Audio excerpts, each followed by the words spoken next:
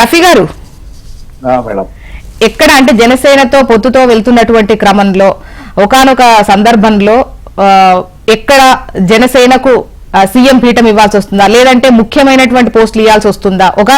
ఇంకా చెప్పాలి అంటే అటు టీడీపీ కేవలం 25 స్థానాల వరకే పోటీకి అటు జనసేనకి ఇచ్చేటువంటి అవకాశాలు ఉన్నాయన్న చర్చ కూడా నడుస్తుంది. అంటే అంత తక్కువ సీట్లు ఉన్నప్పుడు ఏ విధంగా సీఎం పీఠం కట్టబెడతాము అనేటువంటి చర్చ నడుస్తోంది. ఈ విధంగా రెండు పార్టీలకు సంబంధించి మాట్లాడుతున్నారు అంతర్గతంగా అనేది ఒకటి బయటకు వచ్చింది.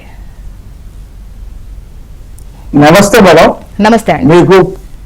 మీకు పూడి తిరుపతిరావు గారికి, అలాగే మీకు జాయిన్ అవ్వబోయే వైసీపీ నాయకుడికి అందరికీ కూడా శుభ సాయంత్రం. అయితే మేడం, మా పార్టీ నుండి ఒక డైరెక్షన్ ఉంది. ఆ డైరెక్షన్ ఏంటంటే 2 అంశాల మీద మమ్మల్ని మాట్లాడొద్దన్నారు. ఒకటి, సీట్లు ఎన్ని ఇస్తారు ఏంటి అనే దాని మీద మాట్లాడొద్దన్నారు. రెండోది, సీఎం గురించి కూడా మాట్లాడొద్దాం. ఓకే, అయితే అనౌన్స్ మాత్రం చేశారు కదా, ఇంకా మీకు సందేహం ఏంటి అన్నటువంటి ఒక అనౌన్స్మెంట్ ఇచ్చారు.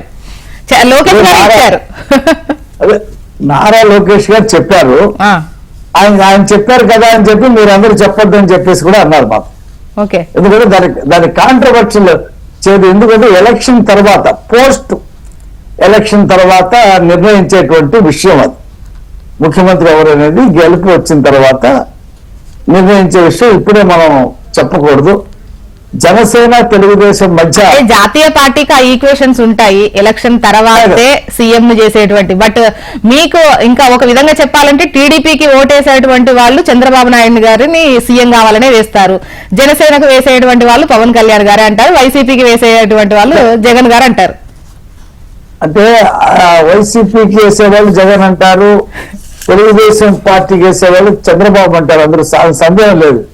జనసేన పొత్తులో ఉంది కాబట్టి జనసేన తెలుగుదేశం పార్టీలు ముఖ్యమంత్రి అభ్యర్థి ఫలానా అదే చంద్రబాబు నాయుడు గారే అని చెప్పే వరకు మాకు చెప్పొద్దన్నారు.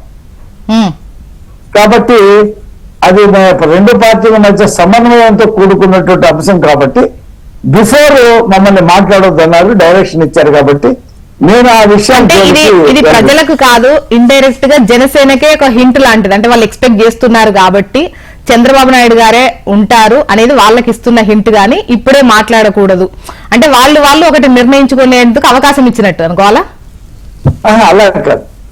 ఇప్పుడు పవన్ కళ్యాణ్ గారు వాళ్ళ పార్టీ కార్యకర్తలకి, నాయకులకి చాలా స్ట్రాంగ్ గా ఒక సందేశం ఇచ్చారు. ఏ నిర్ణయం తీసుకున్నా నేను తీసుకుంటా, నేను తీసుకున్న నిర్ణయానికి మీరందరూ కూడా కట్టుబడి ఉండాలా, లేకపోతే వెళ్ళిపోండి పార్టీ నుండి, నాకేం అభ్యంతరం లేదు, ఏదైనా నేను తీసుకుంటాను నిర్ణయం. కాబట్టి మీరెవరూ కూడా ఈ విషయాలు, పొత్తులు, సీట్ల గురించి, ముఖ్యమంత్రి గురించి, దాని గురించి మాట్లాడొద్దు, నేను డిసైడ్ చేస్తాను అని చెప్పేసి కూడా చెప్పున్నారు. కాబట్టి అటు జనసేన, ఇటు తెలుగుదేశం పార్టీలు ఈ 2 విషయాల మీద అధినాయకులే చంద్రబాబు నాయుడు గారు, పవన్ కళ్యాణ్ గారు నిర్ణయించేటువంటి విషయాలు ఈ 2. ఇది సీఎం ఎవరు, ఎన్ని సీట్లు ఎవరు పోటీ చేయాలి అనేది అధినాయకులు నిర్ణయించేటువంటి విషయం.